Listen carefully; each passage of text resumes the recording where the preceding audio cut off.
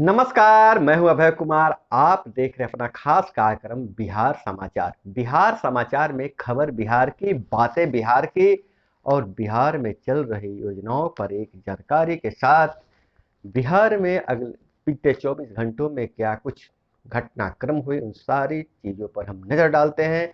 तो आप वीडियो के अंत तक बने रहिएगा, क्योंकि आपके काम की खबर आपके द्वार तक हम पहुंचाते हैं। तो सबसे पहली खबर लेते हैं। ग्राम पंचायतों से 90 लाख घरों में जन संपर्क किया जाएगा। जैसा कि आपको पता है कि बिहार में हर घर नल जल योजना लागू है और बिहार सरकार का दावा है कि हम हर घर में पीने का शुद्ध पानी पहुंचा रहे हैं, लेकिन जमीनी हकीकत पर कुछ और है। विपक्ष ने भी आरोप लगाया है और मीडिया रिपोर्ट में भी कुछ आई है। आप लोगों ने कमेंट भी करके अपनी वस्तु स्थिति बताई थी। उसका नतीजा यह हुआ है कि अब राज्य सरकार ने निर्देश जारी किया है कि बिहार के 90 लाख घरों में हर घर डोर टू डोर व्यक्ति जाकर नल जल की स्थिति के जायजा लेंगे, सर्वे किया जाएगा, फीडबैक लेकर बनेगी नई योजना। 4,095 पंचायतों में पीने के पानी की निगरानी में उतरेगी 760 टीम में 6 माह तक चलेगा अभियान। पाइपलाइन से लेकर पानी की सप्लाई पर चर्चा करेगी टीम। आर्सेनिक व फ्लोराइड प्रभावित क्षेत्रों में चलेगा विशेष अभियान और समस्याओं का तत्काल किया जाएगा निवारण। और वहीं मुख्यमंत्री ने कहा है इस नल जल योजना को लेकर कि नल से जल पहुंच रहा है या नहीं, इसे गांव में जाकर देखना होगा, निरीक्षण करना ही होगा, मुख्यमंत्री ने कहा है। तो आपका कमेंट्स और आपकी बातें रंग लाई है। नल जल योजना का सर्वे अब डोर टू डोर होगा। और दूसरी सबसे बड़ी खबर आ रही है, गैर सरकारी मान्यता प्राप्त मदरसों की व्यवस्था बदल जाएगी। 1981 के बाद अब पहली बार 41 वर्ष बाद बनी है बिहार राज्य मदरसा शिक्षा बोर्ड की नियमावली। 1981 में बना था अधिनियम, अब उसमें बदलाव लाया जाएगा और मदरसों में आधुनिक विषयों की पढ़ाई होगी। नियुक्ति प्रक्रिया भी तय की गई है। तो बहुत बड़ा बदलाव मदरसा को लेकर बिहार में। जो गैर सरकारी माने गैर वित्तीय हो गए, वित्त रहित मदरसा जो हो गए, लेकिन अगर सरकारी अनुदान किसी प्रकार का मिलता है तो मदरसा का सिलेबस सरकार तय करेगी। उसमें आधुनिक विषयों की पढ़ाई होगी, विज्ञान से लेकर गणित तक की पढ़ाई होगी। मदरसा शिक्षक कर्मियों की नियुक्ति प्रक्रिया पारदर्शी बनाया जाएगा, ऑनलाइन आवेदन लिए जाएंगे। शिक्षा मंत्री विजय चौधरी बताया कि नियमावली के बनने के बाद मदरसा शिक्षा में गुणात्मक सुधार होगा। शिक्षण व गैर शिक्षण कर्मियों के पद और संख्या भी तय किया गया है। वास्तानिया के लिए 7 पद तय किया गया है। फोकानिया तक जो है उसमें 12 पद है और मौलवी तक कुल 15 पद रहेंगे। तो मदरसा के पढ़ाई में व्यापक बदलाव आने वाला है बिहार में। और वहीं सिविल सेवा दिवस है आज।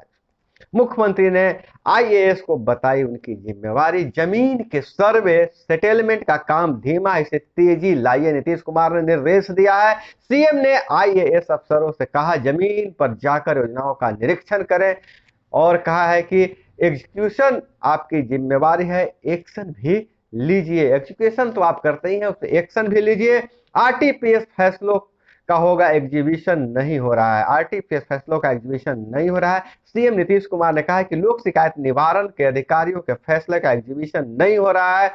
जनता दरबार में इसकी शिकायतें आ रही है। लोक शिकायत निवारण प्राधिकारी को डीएम कोई भी दूसरा काम नहीं दे, ऐसा काम होगा तो हमारे पास लोग कम आएंगे। लोक सेवा कानून का अनुपालन ठीक से हो रहा है कि नहीं, यह जांचना अत्यंत जरूरी है। मुख्यमंत्री एक्शन में दिख रहे हैं। लॉ एंड ऑर्डर जानने के लिए रात में भी निकलने के लिए कहा जा रहा है अधिकारियों से कि लॉ एंड ऑर्डर की स्थिति भी सही होना चाहिए। अब सिर्फ कार्यालय में बैठकर कुर्सी नहीं तोड़िए, बल्कि फील्ड में जाकर जनता से फीडबैक लीजिए, नीतीश कुमार ने निर्देश दिया है। और हाई कोर्ट के निर्देश के बाद शिक्षा विभाग ने जारी की अधिसूचना। शिक्षक भर्ती 2011 में एसटीईटी व 2019 तक बीएड वाले छठे चरण के शिक्षक नियोजन प्रक्रिया में शामिल होंगे। 9 फरवरी को हाई कोर्ट ने पारित किया था आदेश।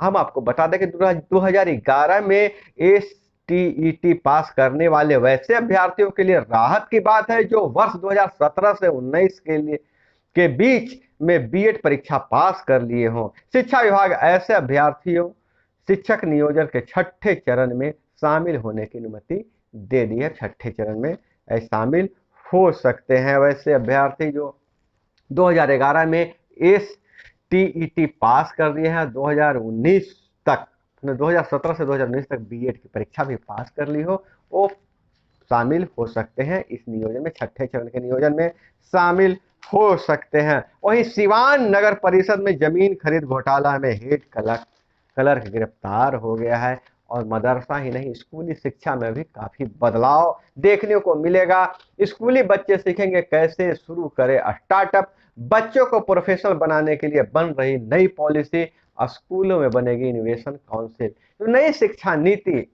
जो बनाई गई है उसके अनुसार अब राज्य सरकार स्कूलों को बदलना शुरू कर दिया है। छात्रों को क्लासरूम के बजाय संबंधित विषयों के फील्ड में पढ़ाया जाएगा। छात्र क्लासरूम में तो रहेंगे ही, उसके बाद उस संबंधित विषय के फील्ड में भी उनको पढ़ाया जाएगा। कक्षा 3 से 5 के छात्रों के लिए अलग व्यवस्था रहेगी और कक्षा 6 से 8 के छात्रों के लिए अलग और 9 से 12 के लिए अलग, मतलब 3 ग्रुपों में बांटा गया है।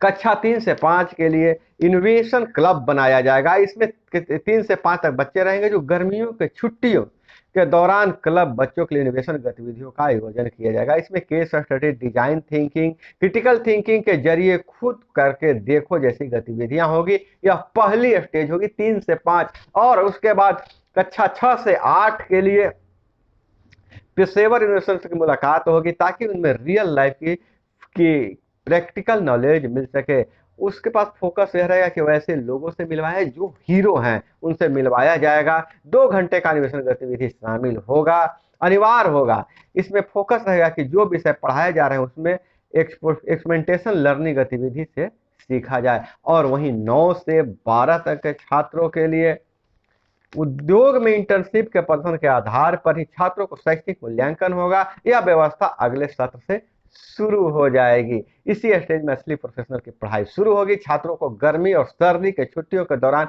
स्थानीय उद्योग या स्टार्टअप के साथ लाइव प्रोजेक्ट में काम करने का मौका मिलेगा। छात्र 8वीं से 9वीं से 12वीं तक के छात्र जो उद्योग लगे हुए हैं, जिस क्षेत्र में उनको रुचि है उस क्षेत्र में जाकर वह काम करेंगे।